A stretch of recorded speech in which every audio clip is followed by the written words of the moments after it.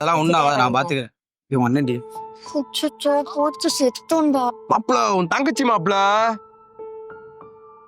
இரு நான் பார்த்துக்கிறேன்.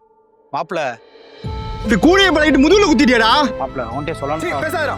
எத்தனை பேர் சொல்ல மாதிரி தெரியல எனக்கு. இப்ப கையண்ணே, இவன் முஸ்லிமா இருக்கனால தானே ஒத்துக்க மாட்டான். அதே ஹிந்துவா இருந்தா ஒத்துருப்பல. அதனால தான் ஃப்ரெண்டுன்னு கூட பார்க்காம அவன் சட்டையை பிடிக்கிறேன். சீ அப்படின்னா ஒண்ணும் இல்ல.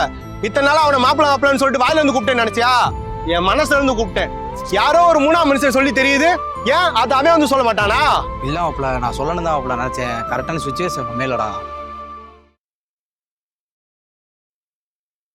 சரி விடு மாப்பிள, நடந்துருச்சு. நீ கவலைப்படாத, நான் இருக்கேன். அண்ணே, உனக்கு ஓகே, அப்பா என்ன சொல்லுவாரு? நான் பாத்துக்கிறேன். மாப்பிள தங்கச்சி சீக்கிரம் வந்து விட்டுறேன் மாப்பிள்ள. சரி